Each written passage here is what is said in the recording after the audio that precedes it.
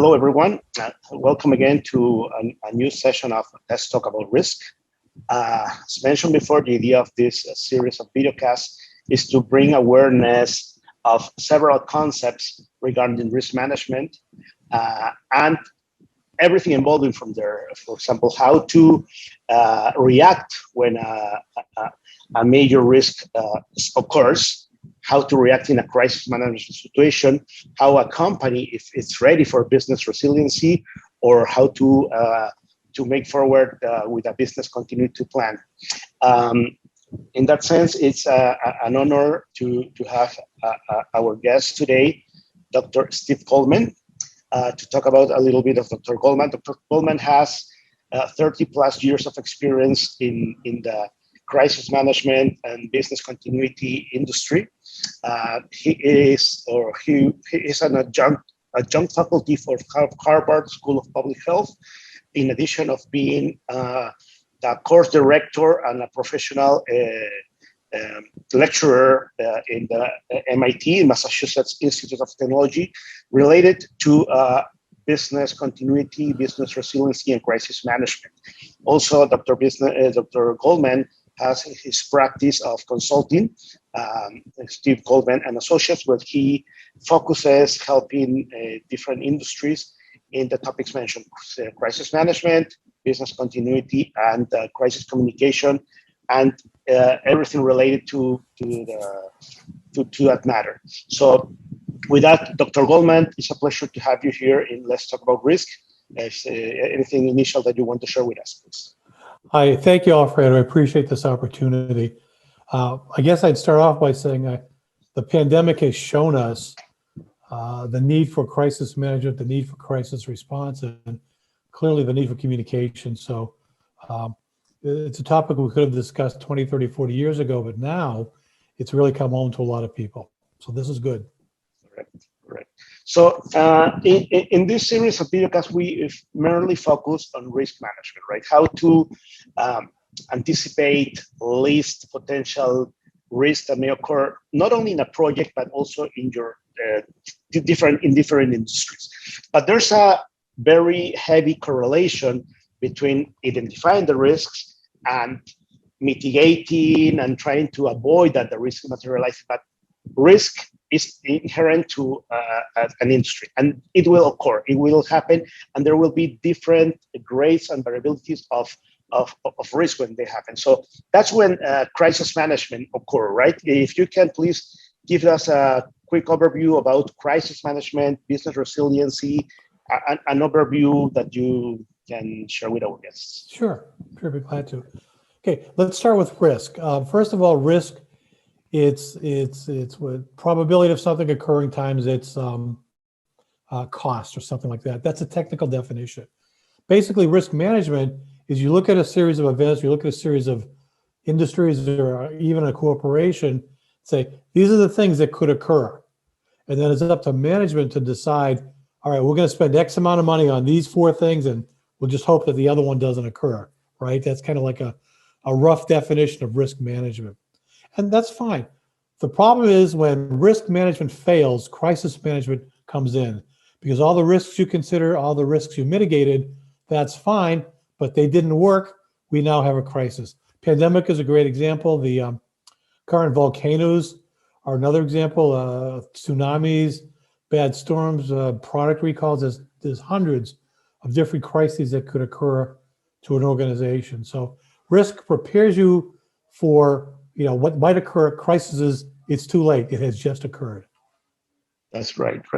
And somebody can say, okay, those examples may be kind of extreme in a regular course of a business, but they can occur, right?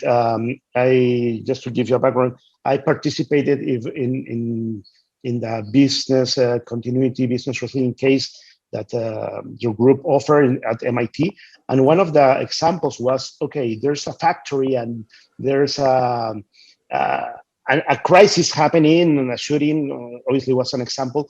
But yes, natural events can become a crisis, but also there is in the business course issues that are perhaps not considered, not managed, but when it occurs, how well prepared is an organization to put a reasonable management plan to mitigate that, right? Like how to be prepared in advance to this when this occurs, right? That's a little bit of how risk and crisis match, right? Right.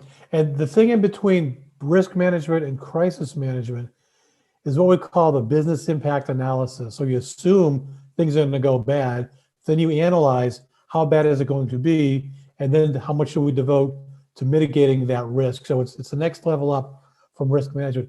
One of the big things, and you remember from the course, was supply chain. Your company may be fine, but let's say you can't get fuel, you can't get goods, you can't get parts. You're in big trouble. One of my clients is a huge dress manufacturing or dress women's clothing sales company. All right? And we looked at their risks, and they get 3 shipments a year from Asia of all their clothes. They never once thought, what if the shipment doesn't make it? What if the docks are closed? What if the boat sinks on the way over? What if it never leaves port? All of a sudden, like, oh my God, that would be a real crisis. They would be out of business. So they looked at the analysis and said, this is a major problem. We need to fix it. And so they put in, contingencies, and they put in strategies to make sure that wouldn't happen. So, Alfredo, you're absolutely right. The business impact analysis of an event could vary all over the place. No one would have thought 18 months ago about a pandemic would have this much reach, but it's affecting everything and everybody. So exactly right. Right. So that example is very good because it tells you, okay, where you have identified that there's a risk that you kind of are dependent on one single supplier, or let's say 2 single suppliers. What are how catastrophic could be the results or the impact if that dependence fails, right? So the business continuity or business or crisis management is like to have this plan ready to go and to follow at the moment that the crisis appears, right? Not starting to think, okay, what do we do now already afterwards, right? Because then... That's right. Exactly right. You want to avoid the crisis. And so you do the preparation. And so, excuse me, in that supply chain situation, you try to have 2 vendors, 2 different shipping lanes. You try to have redundancy so that if one fails, the other one comes into play. Is there a cost for that? Absolutely. And this is where the executives get the money, the big money they get paid to do, to make that decision. Yeah, we'll stick with 1 vendor and hope for the best, or we'll have 2, pay some more, but be covered. Okay, exactly right. Perfect. And one of the buzzwords that has been all over around the world in this last 18 months is resilience. Yes. So what will be the main difference of business continuity and business resilience? Well, continuity means just that. It means you just pick up where you left off and move forward. Resilience is the ability to take the hit and then bounce back, but not bounce back, you bounce forward. Okay, so continuity is, yeah, this occurred, keep on going. Resilience is, okay, this occurred, there's the hit. What can we do to not only keep things going, but keep things going further in the future and understand what we did, what we need to do, learn from that, and then take those lessons so it doesn't hurt next time. Correct. Okay. And let's say if an organization, let's say we're talking, or one of our viewers saying, okay, I do not have a business continuity plan. I don't have a business resiliency plan.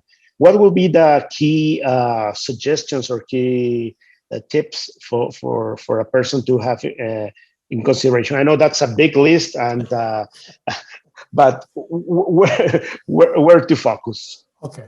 First thing they have to do is develop the plan, and it doesn't have to be complicated.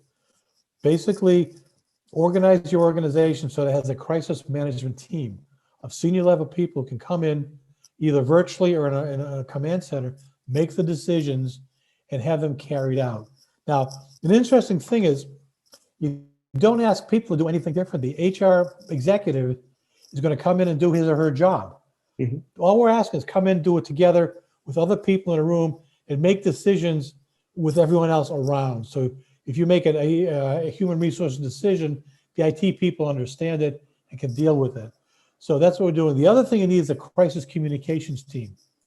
If your technical team, your crisis management team does a good job, but your communications team does a poor job, the impact is going to be you've done a poor job no matter what. So you need to have a good crisis communications team that deals with not only the news media, but employees, all your stakeholders, citizens, everyone impacted. So all that has to come together. And then the major thing you need to do is once you have this, is you need to exercise. You have a plan, that's fine. Spend a lot of money in software doing a plan. But if you don't exercise, you don't test what you've done, you'll never know if it's going to work. And I've seen so many companies who don't test their plans. It's like, what's the point? We have a plan, there it is on my bookshelf, but if you don't test it, how do you know it's going to work? And that's like the key critical thing. I could come in and run an exercise at a company without a plan. That's easy. But if they have a plan and don't exercise it, they're deep in trouble. Mm-hmm, mm-hmm. A simple to put a parallel example, like a fire drill, right?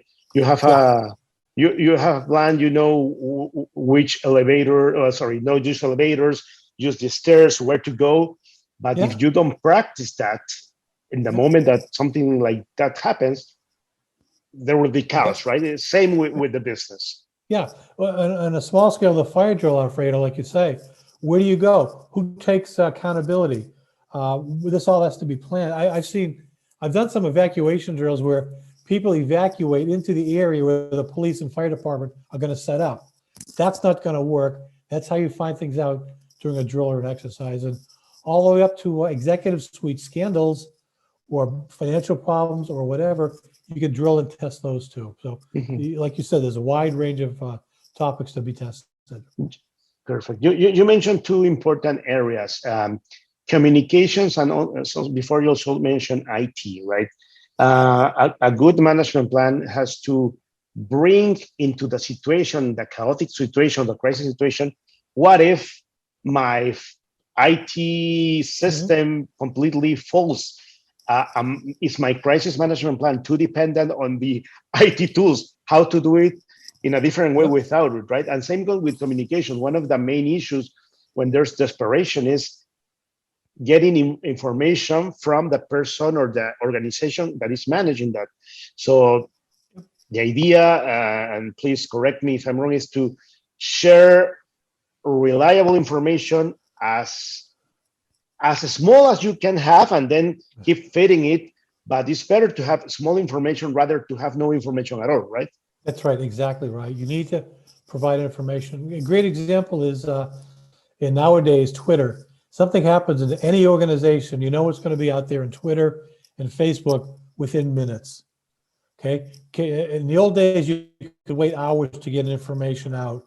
I remember an old book said you've got 24 hours. Oh, you've got maybe 24 seconds. You've got minutes to get the information out nowadays, Alfredo. And you're right. At least if you get information out saying, we know we have an event, we will get you more information in 15 minutes, at least people know you've got it covered. And that is so important nowadays with social media to get this happening. I keep hitting my computer screen, I'm sorry. Well, one of the topics, and then we're going to talk about the very interesting course that MIT offers regarding these topics. But one of the main things that I still remember until now is that a crisis management is not a C-level or general manager job, right? It's a joint effort where there is no hierarchy. We are one together, we are working, we're saving this. There's no, let's say, no leadership. There's no a single leadership. The leadership is the whole team. Is that a correct statement? Well, yes and no. You need a leader of the team, but the team leads the organization. So like I said, HR does HR, IT does IT. You don't swap roles. Correct. All you're doing, and it's a big all, is gathering the team together to coordinate. And that's the key. You do need a leader. I mean, you do need a leader. And then you need the people to execute the plan and to make things happen. So we'll talk about IT.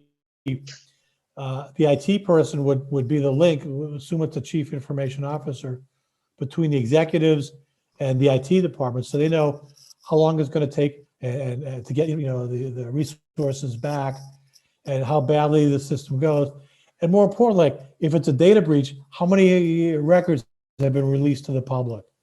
So they need to work with that. Now, is it IT's job to tell people? No, that's communications' job, and this is where they have to work together. When companies do IT drills, they generally do not use communications as part of it, and that's wrong, because who's going to get this information out if not communications? So every IT drill has to have a communications component. Make it part of your drill and exercise. Excellent. Please share with us a little bit of the courses that MIT offer related to this topic. No, you have the kind of the newcomers or initial program for crisis management and business resilience, and then you have an advanced program. Can you share a little bit of that? What is the audience, and if it's something that any organization can benefit from? Yeah, well, the audience would be people watching this webinar. Absolutely, anyone involved with risk, crisis management, even HR, IT, and senior level management. The what we call the basic course, the one you attended, Crisis Management and Business Resiliency. We cover everything, a lot of topics from the basics, how your team should be set up, studies. We have this year. We have coming up. We have Walmart, Intel. The Mountain View Police Department and JetBlue talking about how they dealt with crises, not only COVID-19, but everything else. And plus we have leadership, how to be a leader in a crisis, supply chain. We've got 2 media representatives. So it's quite, as you know, it's quite the course that covers everything. It used to be live at MIT. This year, it's online. So professional.mit.edu/CM. Yes. Okay. Right. So that's the website. Or just go to MIT, do crisis course on their search, and we'll do it. The advanced course is for people who graduated from the basic course, and then we just do deep dives into topics that they want. So this year we're talking about supply chain, communications, COVID-19, and then international aspects of crises. So last year we had different topics. So it's what the students want to talk about, what their issues are, and how they want to deal with things. So yeah, of course, I think it's quite good, and you attended, so I'm hoping you had a great time. Correct. No, absolutely. And perhaps my tip will be, no matter if you are directly involved in the crisis management, for example, I'm in finance, but risk and crisis is inherent to any activity. So yes, this course definitely gives you a great feedback, more as a management tool rather than a specific action for your day-to-day. It's something to consider, but it is something definitely not to finish the course and, like you said, put it back on the shelf. No, what to do with it, and definitely specific actions. Dr. Steve, just as a final point of the conversation, and appreciate your time here. If you can share with us, just to close with the pandemic, lessons learned and how to prepare for the next one, because we know pandemics are not new. Last week we discussed with an expert in risk management, and he mentioned, right, there are papers. He's from Austria. He mentioned there are papers that the governments anticipated that the pandemic was soon to occur, right? So how to prepare for the next one? Perhaps different degree, different impact, but there will be a new one. So how to prepare for that? Yeah. Well, I think what companies need to do is, even starting now, go through an evaluation of how they did, what they learned, and then use that as a template for the future. So like we learned, just a given company, we learned we need more toilet paper, we need more sanitizing gel. Fine. So you stock up for the next one. That's a small scale item. For the large scale, did our crisis response team work? What were we missing? What did we do well? What did we not do well? Again, write that up as an action report and then implement that for the next one. And don't wait a year. I would say get started now on developing your evaluation report, your action items, and start implementing them. Very good. One other lesson which people have learned, some people more than others, is that politicians are not necessarily leaders. They're two separate things. And so when you have someone leading a company, a state, or a country, they were elected to the office. That doesn't necessarily mean leaders. And we've seen throughout the world politicians who became leaders or who are leaders and brought their country through extremely well, or as best as could be done. Other countries, they were politicians first, and they tried to make people, oh, it's good, it's no problem, or yeah, we've got this underway, or don't worry about it, or oh my God, it's not my fault, it's someone else's fault. And that also, I want people to understand in their elected leaders that they were really elected politicians and not leaders. And they need to, we could do a whole seminar on that, but I just want to point that out, that the people you elect actually should be leading. And next time elections come around, think about it. Think about how well they did. This applies. Yes, absolutely. Worldwide.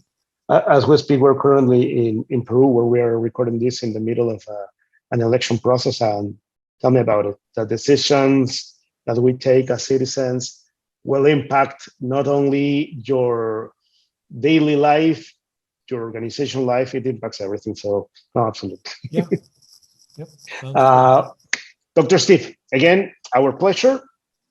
Thank you so much for being in Let's Talk About Risk. And we really hope we can have your valuable opinion in the near future. Thank you again. Alfredo. It's been our pleasure. Okay, thank you, my friend. Take care now. Thank you.